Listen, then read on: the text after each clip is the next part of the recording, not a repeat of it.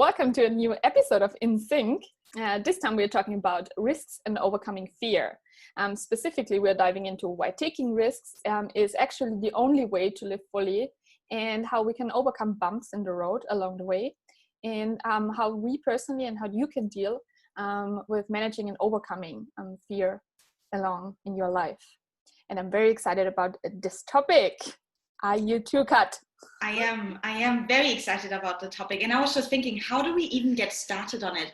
Because it's so huge. We haven't really thought that through, but that is also part of taking a risk of recording a podcast and just taking it as you go. But I can dive right into, because why I put it on a list that I want to talk about is it's really interesting. I had this conversation with a guy on Tinder, and I wasn't sure if I should mention it here, but then I said, okay, we're actually saying we are having honest conversation, and yes, it was not a friend, but like it was a guy on Tinder. So about fear and taking risks, and he actually asked me the question if the bravest thing what I did was to move to Israel, and I was like, no, there was no risk for me involved. And he's like, what? And for him, changing his lifestyle and jobs was the biggest risk he took, in his opinion. So I was like, what is the risk from one money-making job to another money-making job?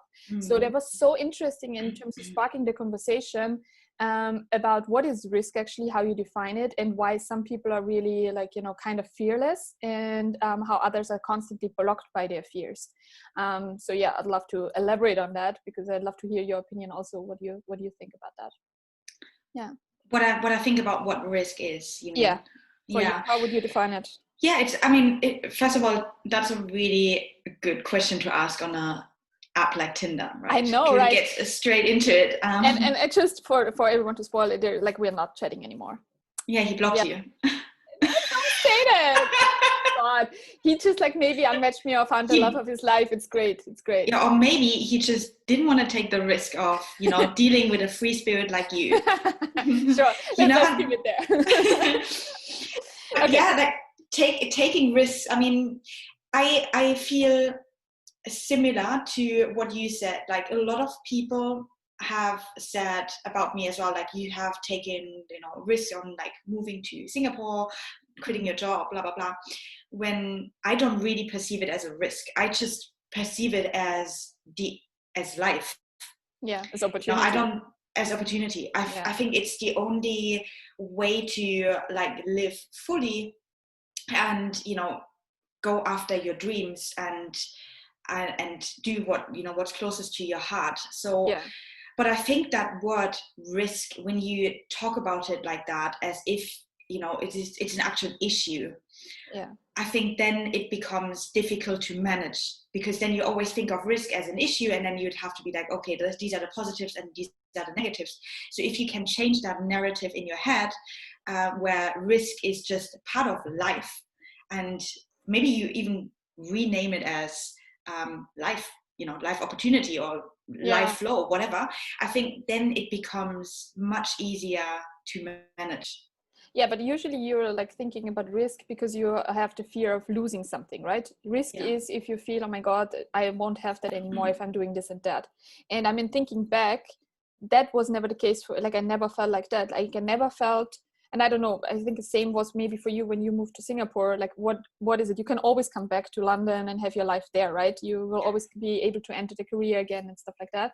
And I think it was same was for me, especially moving countries. What is the risk? Okay, there's a financial risk, so to say, but I would only take it if I am financially able to do so, right? So that's not the problem that I don't know, will be living on a bench at some point, because that's just not how I prepared for it. But my life back then in Austria would always have waited for me the way it is. And so it never felt like a risk that I would take. But essentially it is the fear of losing something that you have. Yes. I guess. And I think you approached it very rational, in just thinking, what's going to happen, what's the actual problem if things don't work out. And I think I did exactly the same. And I think it's a very easy tool to manage your fears, because as you say, at the end of the day, it comes down to fear. People taking risks, people not taking risks. So if you can eliminate that fear by breaking it down quite rationally, what that fear actually is, this helps immensely. And I can also give an example about how I did that and how it actually turned out. Like my worst case actually happened, and the worst case wasn't even the worst case. So I love it.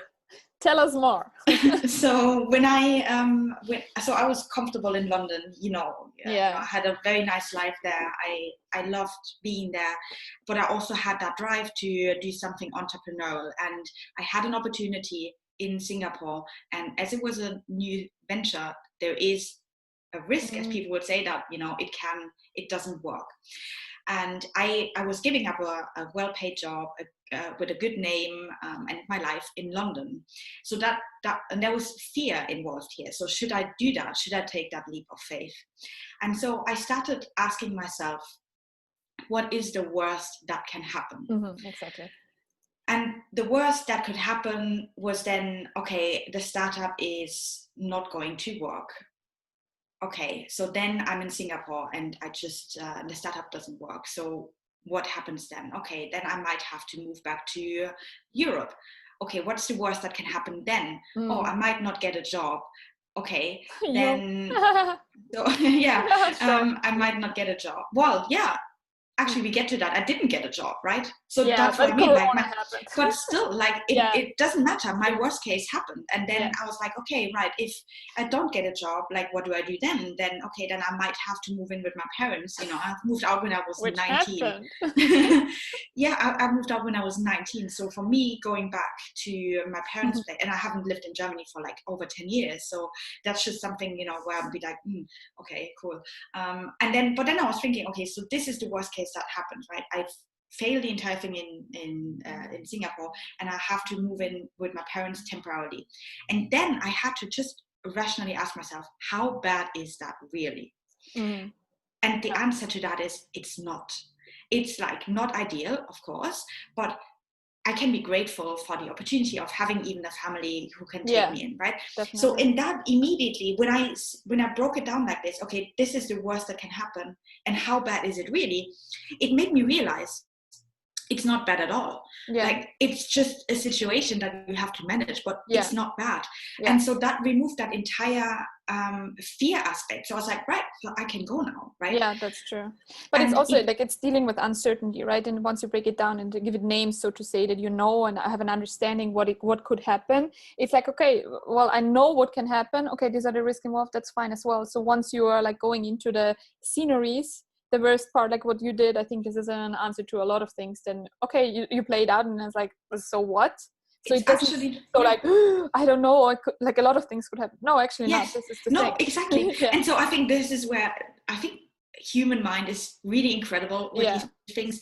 Like, we just think there is all sorts of things that can happen. But really, it's fairly predictable. Like, you take a risk in your job, it doesn't work out, you get a new job, you don't get a job, or you move in with your parents again. Okay. But, situations that are manageable. And so, first of all, this is exactly what now happened to me. So my actual worst case scenario has happened. And as it happens, that worst case scenario has now helped me to set up my new business. Yes. Which I wouldn't have done if I wouldn't be in the situation where I'm struggling and where I'm like, fuck, now I'm actually back at my parents' place. You know? Like, I need to set, and like, no one's hiring. I mean, obviously different reasons, like Corona, but it could also be a situation where there's no Corona and I would still not been hired, right? So like, this is a possibility as well. I don't know, because this is just the time that we live in. And so now I was actually in the situation where like, this is actually my worst case scenario. But then it's also helped me, like, take the next step in my career. And so there's a lot going on, like, good coming out of it. And the last thing that I wanted to say about this is, what also helped me manage that fear is seeing it in perspective. Like, once I got to the point of, okay, this is my worst case scenario, which isn't actually that bad, I was thinking, like, what is my actual worst case scenario? And my actual worst case scenario is that my parents wouldn't be there anymore, or like my closest friends, such as you, wouldn't be there anymore. That is a problem. And as long as that is not the case, anything else is manageable. And even that scenario is manageable, but that's something where, you know, I would be taken aback more than by like a temporary failure. Yeah, that's so true. I love the perspective part of it, because there are things that are way more important in general. And just because, and I mean, I remember, because for you also just like, oh my God, I need to move back in with my parents, and then you're still stuck there. And I also think that's more or less a gift. So it's again how you perceive it and what your mind is telling you to how to see those things. And I mean, we, like, you moved out, you said, at the age of 19, me too. So having some months with your parents, especially in our age, is like for sure something you can be really eternally grateful for, because it's not coming back. And I think for you it played out very well, but I remember the things where I was like, oh my God, I'm such a failure yourself. So you really struggled in the beginning, and I just love the journey you went through the last weeks, where you're like, I don't know what I'm doing. I got so many rejection letters and stuff like that, and it helped you calibrate into some, like, your business, what you're like essentially building up now, and which is like thriving already. So I'm like, dude, like, how? So I think that's very impressive. And I think one thing that I would have learned from your journey is as well being persistent, not giving up, and like really making the best out of those times where there's a lot of uncertainty, right? Yeah. And Yeah, I think like really breaking it down in perspective, and like those easy steps, like what is my actual risk, and this is something that everyone can do, right? Yeah. So I mean, yeah. And also like to add on that is also like, I mean, honestly, most of the decisions you can just like, you know, take back. It's like this, yes, like, if nothing I'm is changing career, temporary. okay, I'm going back. Like, I mean, no one is saying, okay, don't, you know, it's like there's so many opportunities out there, and like most of the decisions are just like, okay, if this was the wrong one, well, fine, then just like, you know, try again with another type of thing. So that's something that you need to keep in mind as well, I would say. Nothing is permanent. Every decision is reversible and temporary. And most decisions are, that's true. I would say almost all. But in even like, I mean, you get it a lot as well, right? You're being told, oh, you're taking like great risks, etc. But for you, it's also like, it's just your mindset and managing that fear. And I get it so many times too. And and then people usually say, oh, you taking this risk, I could never do that. And I'm just thinking, like, what do people think I'm doing? Like, I'm not some sort of like guru or so. You know, I also have the same fears. I also have the same self-doubt. I'm just using like very simple tools that I've kind of made up myself, and so do you, to like manage that fear. And for me also, it's like always, I think, again, a matter of perspective, because for me, like, taking this as example to start a new company, move to Israel and all those things, for me the risk was not doing it, but not doing it. I don't want to be like 50, 60, whatever years old and question myself, oh my God, what would have happened if I would have done that, what I really wanted back then, you know? I don't want to have these moments. And in life, you never regret what you're doing, but what you did not do. And this is for me the risk, like not living life to my fullest and enjoying every aspect of it. And there was one thing, and I love that this actually took the direction of a very business approach towards taking risks, but obviously it's also a personal thing, right? And it can be in your private life as well. And one thing that I learned with one of my past relationships is I acted out of fear. So to give a bit of context, I was in a relationship. I was crazy about this guy. There were some things that were not working out, and I had the feeling that he will end it. And me, like, one of my biggest fears is fear of loneliness, fear of rejection. So obviously that comes in handy if you're in a relationship where the guy is not really reassuring that you know, he's in love with you.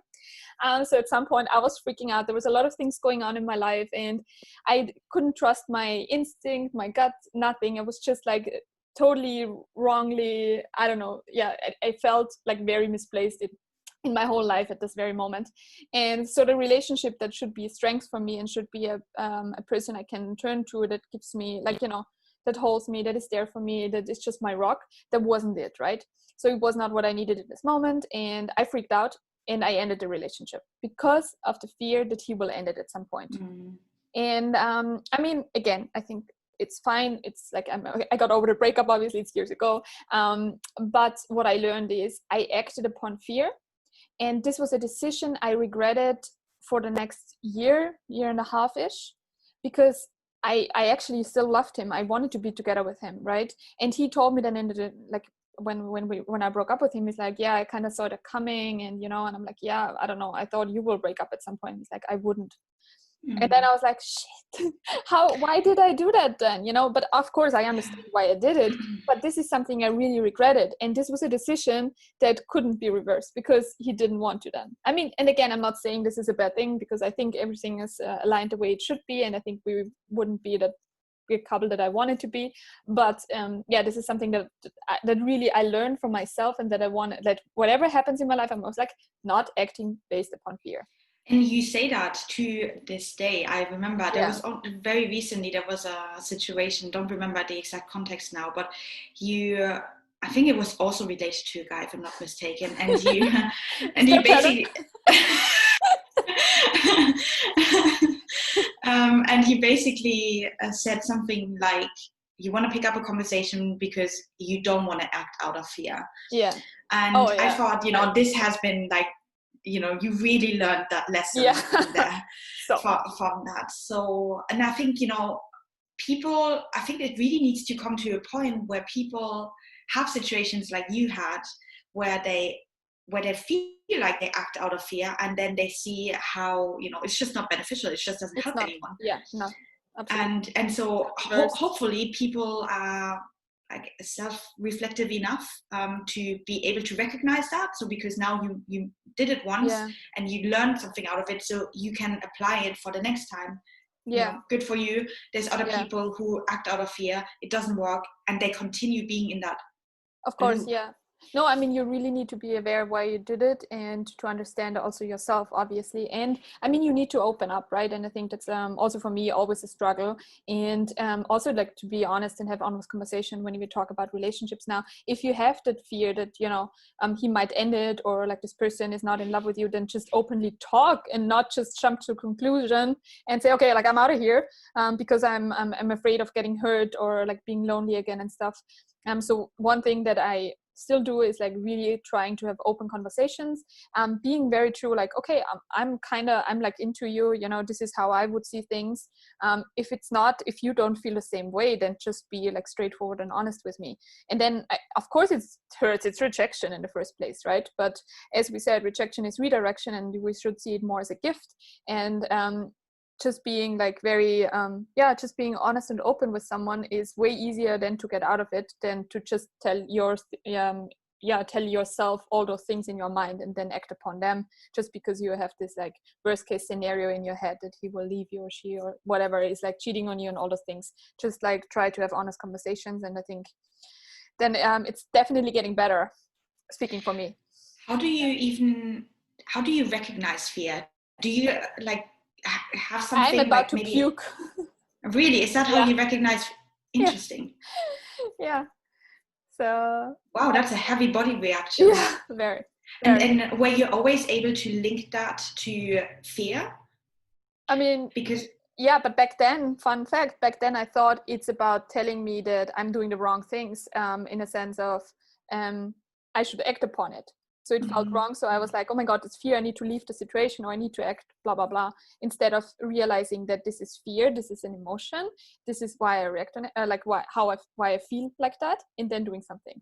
But I was just like, okay, this is a bad situation. Well, and I wanted to leave. So I was just interesting.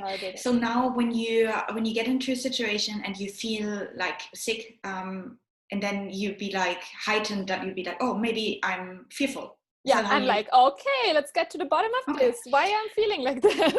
Because this is also like super important to even recognize when you act out of fear, right? Because most people don't even know that they do it. Yeah, that's true. So that's interesting that you feel, and you could tell me right away, because I guess it took me a while to figure out when I act out of fear. So what's your body telling you then? So for me, it's interesting because I don't, I get it mostly through meditation. Like this is interesting because I usually don't think that I'm fearful. So I wouldn't get it like when I'm like doing business as usual or so, and there might be something that would technically let me act out of fear. I don't recognize it in that moment. But then, and I'm like, oh, I'm so zen, I'm so cool, I'm so like not acting out of fear. And then I go into my meditation, and so I meditate every morning for 20 minutes, and also in the evening for 20 minutes. And in meditation, there's all sorts of stuff coming up, like, you know, usually, or if it's a nice meditation, I always say, then it's like you just feel like zen and in balance, and it's just a very nice comforting feeling. But then there's other meditations where I process all sorts of emotions, and these are the ones that are really uncomfortable, and I had to learn how to deal with that in a meditation as well, because, you know, people have that perception, and I did too, this should only be a nice state. But what I then feel is this, I don't know, this weird feeling coming from my belly up to my neck, like where I just feel uncomfortable, and it's a mix of anxiety and fear, and there's not even like bad thoughts coming up at the same time. It's just this feeling where I'm like, oh my God, like, you know, I want to run away, like literally I want to run away, right? This is the effect of fear. And I learned how to live through that. First of all, I get out of the meditation, I'm like, wow, I was more fearful than I thought I actually was, you know, and then usually you can link it to a situation that's happening in your life. But then second of all is when it comes up, it's very easy to just snap out of the meditation and basically run away. And I have trained myself to accept that feeling and just live through it. And it's also interesting how it then subsides. So when I run away and I stop the meditation, it comes back. It comes back, it comes back, until you get over it, of course. Until I take that time to sit through 20 minutes of, or 50 minutes, however long it takes, of fear and pain. And then it's almost like, you know, it's coming from my belly, it goes into my neck, and then I can feel it's going away. I can feel the energy goes out. You know, I'm not meditating a lot, and not like transformational like you do. And whenever you're telling me all those things, I'm like, damn it, I should go so into it. I think this is so interesting, and also how to process emotions and things, right? Yes. I think it's so powerful. Yeah, I should. It's so powerful indeed, because you can literally feel it leaving your body. And like so when I then feel like it's actually, it's really uncomfortable. Like, you know, don't get me wrong, you get into meditation, you think, yeah, I'm just going to have a great start into the day, you know, I just want to feel like at balance, and you feel this massive wave of anxiety, so you're like, fuck this, you know, I didn't want to do this. Not today. But then, not today, but it's almost like, you know, when you have like energy stuck in your body, so this is where fear sits somewhere in my body, and then it comes, and then and because I don't fight it, it kind of dissolves, and then after that I feel nice. Sometimes I even get sensations in my hands where I feel like it's going now. And similarly, you know, this is obviously the bad side, or like the, you know, not so comfortable side. There's also you also live through other emotions, like, you know.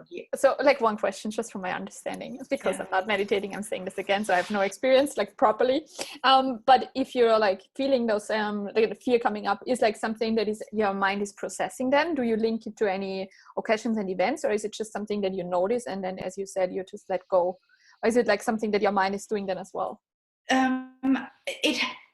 It's different. Usually I only feel the fear and the anxiety. I don't have on top like negative or fearful thoughts, because I think that would actually, I mean, that would be a crazy experience when you know, physically feel it in your body, and then you have all of these, you know, thoughts saying to you, or you're a failure, or you shouldn't do this, blah blah. It also has happened in the past that I had both of it like very strongly, and that's like the worst. Then you can tell like there's very deep fear sitting within me. Usually it's like either negative thoughts or that sensation, that fearful. It's like, you know, when you're afraid to jump off I don't know, like bungee jump or so, you know, you have this is the sort of feeling that I then get.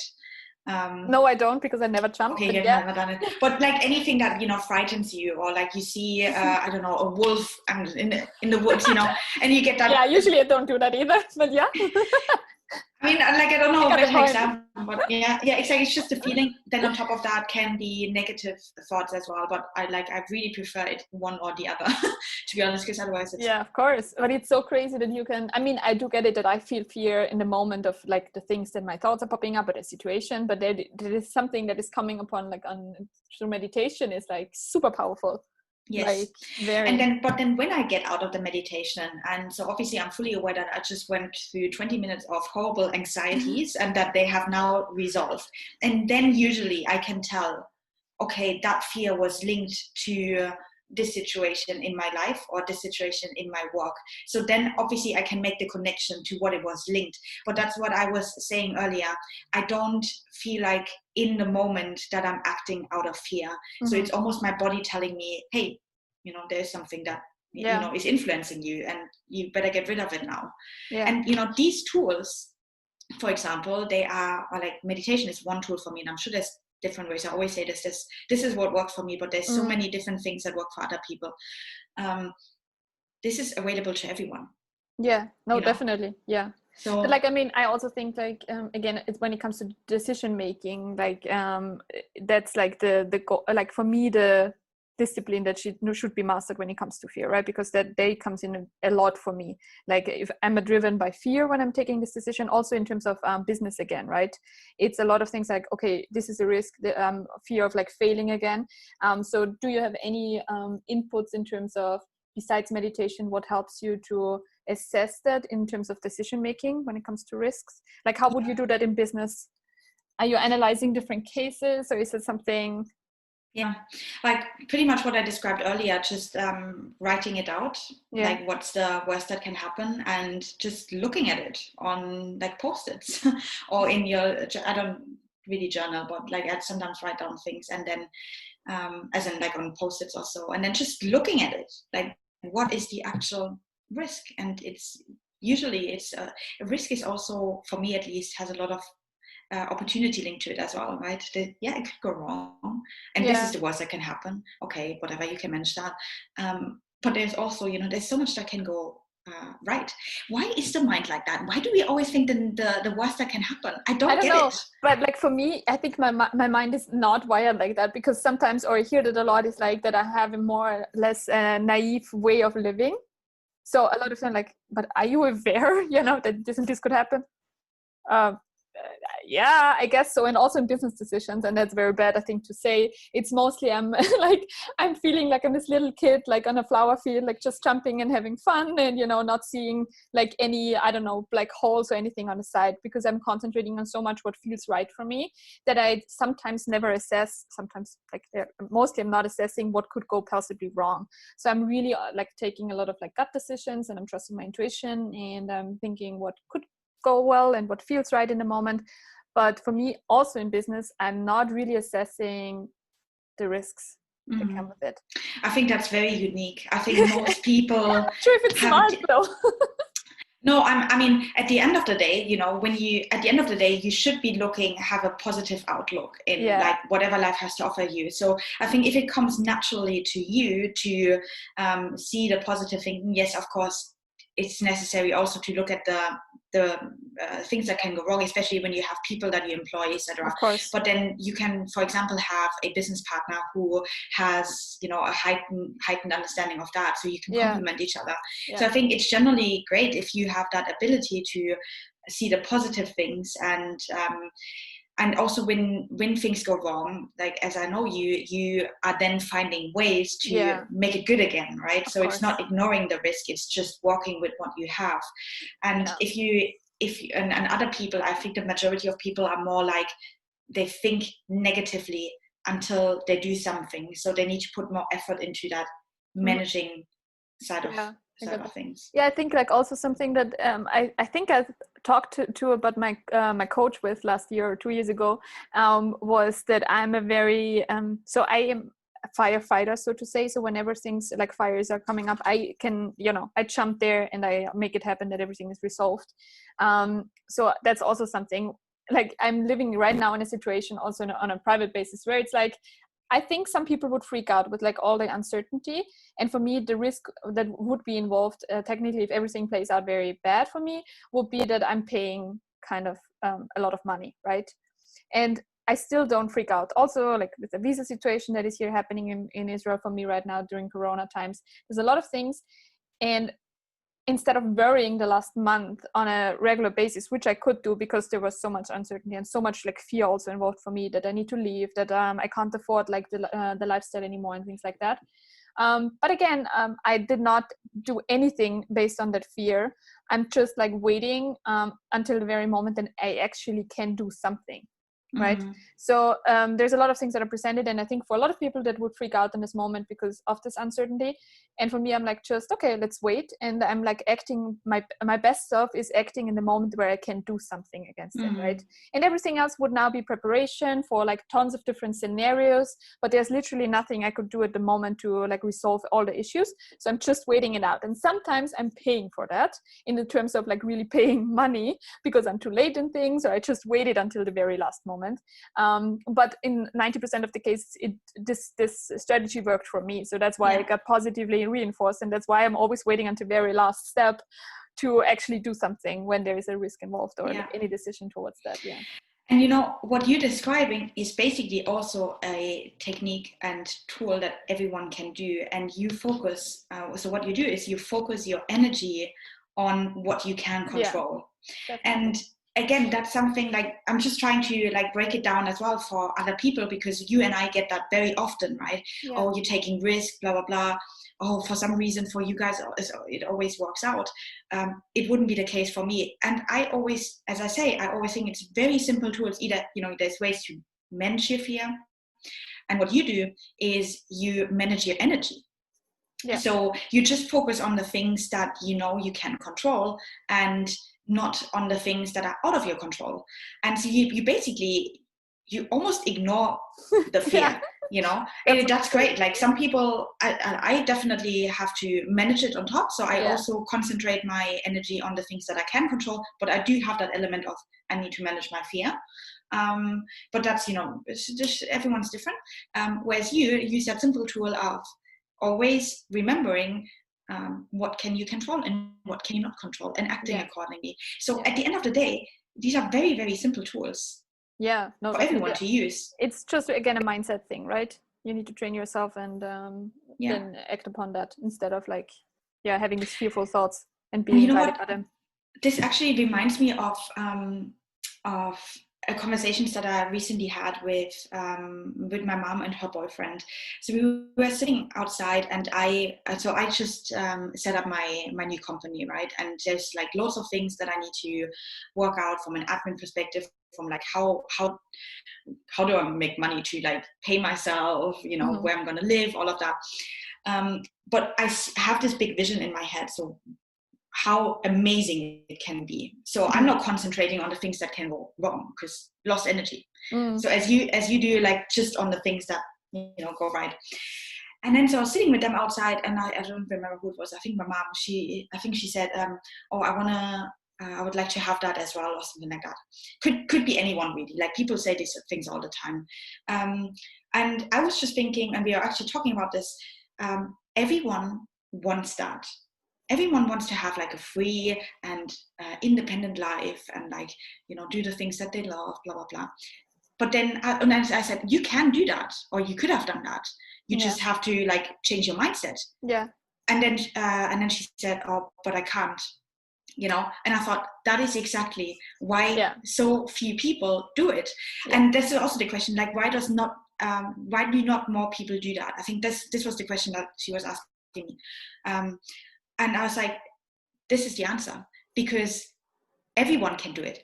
Literally everyone can do it, but not very many people choose to do that. Can't speak anymore. Get so passionate about No, I mean, we were anyways like very close to the end.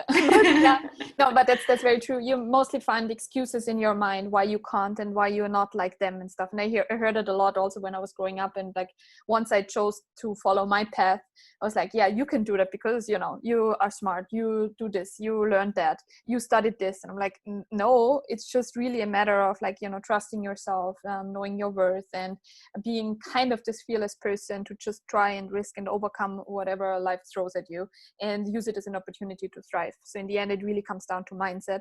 And I don't think that we are in any way better than anyone out there, smarter than anyone out there, having more money for sure not than anyone out there. So literally, I think most of us, like saying now, coming from our privileged bubble, right? Because there are people that have less, obviously, and for them it's harder to get to the point where we are, because of course we too are for sure privileged, coming from like really supporting families and, you know, living in or growing up in Germany and Austria. But like literally all the people that I was talking with, they could have done the same from the very moment on, but they didn't, because they told themselves a lot of limiting stories why they can't. And literally it's just a mindset change. And I just want to share one more thing, because I know that we are nearing the end, and I'm not even sure who's watching the time, but I think it's you. Oh, you're the time watcher. But yeah, like one thing that I wanted to share, because this happened just this week, I had another fearful thought, because as I say, like I'm just in the process of setting my business up and like doing all of that. And it was very weird, because it was almost like someone else, another person in my mind, and that person or that voice told me, hey Kat, these fearful thoughts have never helped you in any way. Like, can you remember a situation where a fearful thought ever helped you achieve your goal? Like, and I was like, oh, this is interesting. Let me think about that. And I was like, when did my fearful thought ever help me? And I was like, no, never. Never has that helped me. You've never been in a cage with a tiger. There maybe it would have made sense. Right? But I was like, this is like such a good advice, aha moment. Good advice. It was like an outside voice. It was such an aha moment where I was like, oh my God, like literally no negative fearful thought has ever helped me in my life. So might as well, but I can think of moments where a positive thought has helped me. So might as well go there. Substitute that. Yeah, definitely. 100% agree. But also that's something you need to trust them into, right? Because if you always were like that and you always were guided by your fears, you know, how could you break out there? I think, because we are anyways positive people and the way we grew up and stuff, I think it is a bit easier for us to say just like, yeah, let's just turn it into an opportunity. But if you have always raised the way that you should be fearful and that life, you know, is dangerous out there and all those things that some people are confronted with when they're growing up, I think then it's really hard to make that mindset shift to say, okay, well, just don't be guided by fear, because there's nothing coming good out of it, because for them it is protection, right? But I think, it's protection, but I want to go as far as to say then, you know, this is also your limiting beliefs holding you back. And this is a whole different topic that we were talking about, because there's surely people can always argue, but I had this drama in my life and you didn't have that, blah, blah, blah. But everyone has gone through each and their own individual drama, whether it was like something significant, like, you know, their parent died when they were young or they were rejected. So yes, you and I, we grew up, like, I can't say like I have like an external, I can't say like something dramatic happened in my life, like in my family when I was young, but I did have also drama, and so did you. And I think, you know, I sometimes feel like, oh, but you know, this person had this really big thing, and then they kind of build their identity around it. Everyone has had their small struggles. So that's so true. Yeah, you know, no, definitely. But yeah, that will be definitely a topic for another time, because I love the limiting beliefs. And once you bust that and realize what you're telling yourself the last year is since your childhood, and what person came out of this, and how you can actually react upon it. So let me summarize that. So in order to overcome fear, I think the best parts were like analyzing your worst case scenarios and realize it's not that bad. And put it into perspective, what it actually means, the scenarios. And always keep in mind that every decision is reversible. And I think also very beneficial was listen to your body when fear is actually coming, and then act upon it, and not on the fear, but like based on that you realize that you're making maybe a fear-based decision. And for sure, meditation helps. That's what we learned, right? Yes. I need to get into that. Awesome. So was great talking to you. And yes, well, I look forward to the next session, and I hope you guys enjoyed that. I hope so too. See you soon. Bye. Bye. Awesome. Where is it? Stop.